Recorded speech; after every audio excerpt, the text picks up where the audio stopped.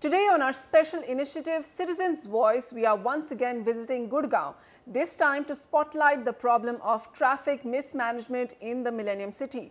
Commuting to and within Gurgaon has become a harrowing experience for people, with traffic gridlocked for hours a common sight. Onitam Ojha gathers citizens of Gurgaon who are sharing how poor traffic and road management is in this ever-growing city. Welcome to another edition of Citizens' Voice. Today we come to you from Gurgaon, and here I am joined by a group of citizens from Gurgaon who will share their experiences of what it takes to commute within Gurgaon. To you, Ravi sir, first, share your experiences. Oh, it's the most horrible experience that we go through during peak hours when we have to travel to office and come back home. You just feel like, you want to work from home. You don't want to go to work. And I go from DLF phase 1 and I go towards sector 18, and I have to cross IFCO Chowk every day. So even if I leave at 8:45 or 8:30, it's just absolutely so chaotic at IFCO that people, and the basic thing is there are no cops to manage the traffic. That's my main. Ravi, on that account, I must say that if you step out of your house to buy a packet of milk or a bread, it might take you hours because there is a gridlock which is unnecessary. So if we have red lights, people will believe in the laws and it might happen. The other thing is that lack of police is not the issue. The issue is that we have lost faith in the system. The road's condition, if you go to any square of the Gurgaon, you'll find there are potholes, right? And it's very difficult to, even there are 4 lanes road, but even very difficult to pass one car. So it's just one lane drive. That is what war-torn roads. So that is what happening in Gurgaon nowadays. It's completely in chaotic condition now. And it's the same Indian, when he goes to a Western developed country, he will not break those laws.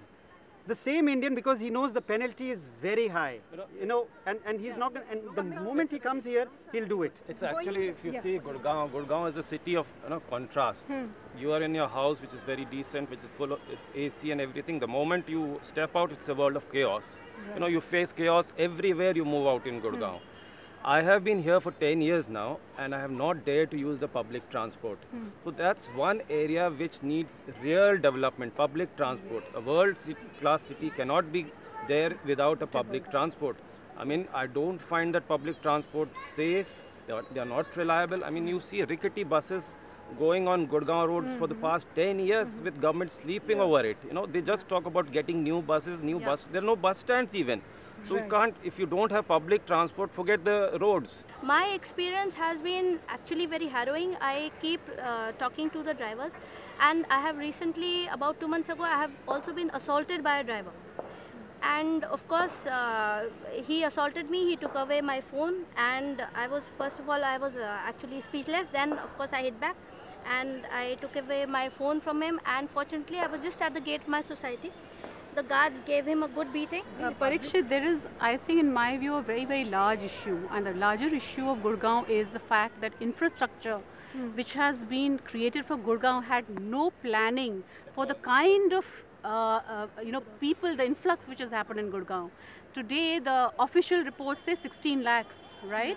Whereas it's easily between 20 to 25 lakhs, the population of Gurgaon. It's expanding exponentially. The number of cars which are coming into Gurgaon far higher than what the roads and the whole public transport system can actually manage. Now we are planning buses, we are planning autos which are currently completely non-metered. I just spoke to an auto wala and he says he has no clue, and it's a complete mess for people who need to pay, shell out 200 rupees for something which is not even 25 rupees away. So I think people are being harassed out here, out of the wits, because nothing. There is a huge movement today. We'll have to really close this. Thank you all so much for sharing your thoughts and sparing your time. Thank you so much. That brings us to the end of this edition of Citizens' Voice.